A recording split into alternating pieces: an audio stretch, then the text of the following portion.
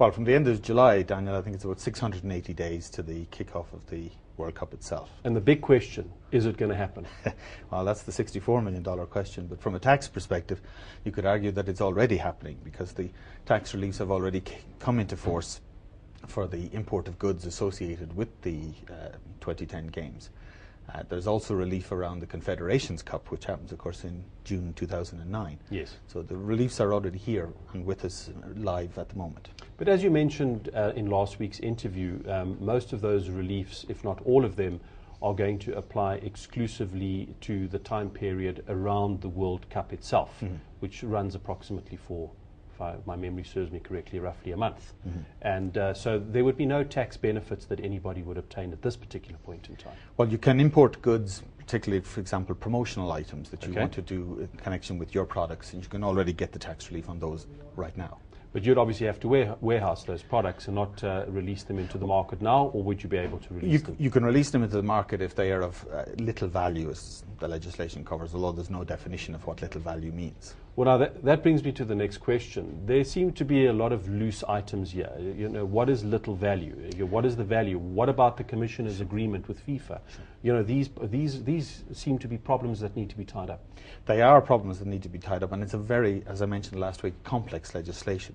For example, there are 4 different rebate items for imported goods, and arguably if you use the wrong rebate item, you will be denied the relief. There's complexities around the definition of semi-durable goods and the monetary limit that applies. There's a 2,000 Rand limit. How is this going to apply in practice? Most international companies want to showcase their best products at this event, and typically the values can be quite high because they may not already be in international markets. Yes. So the 2,000 Rand limit may not cover. There's also a sense from the legislation that different organisations will all neatly slot into different categories.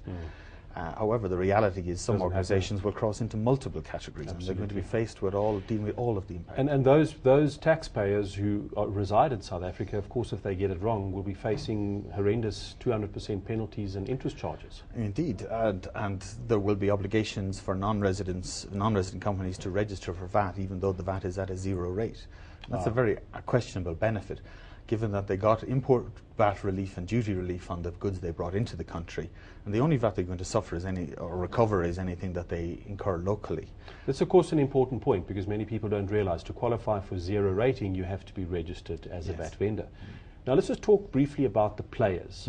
And the big question for you is, will Bafana earn their salaries at no tax? I'm afraid not. The income tax reliefs that apply are only to non-residents coming.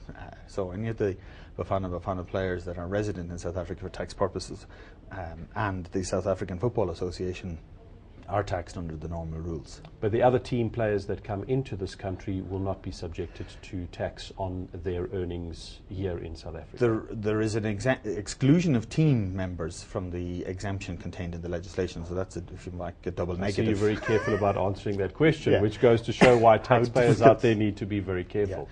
And there's a lot of questions that remain unanswered around players. Comfortable that they will get their exemption for their fees earned on the pitch. But what about all the other activities that they engage in? And many of them do that through their own individual companies. There's an obligation to withhold tax on payments made to them in those circumstances, and that's not widely known. Thank you very much for that useful information. And those of you who would like to read more about this interview, please look out for the next issue of Tax Talk magazine. Log on to their website, taxtalk.co.za, or telephone them on 0861 829 825. Until next week, goodbye.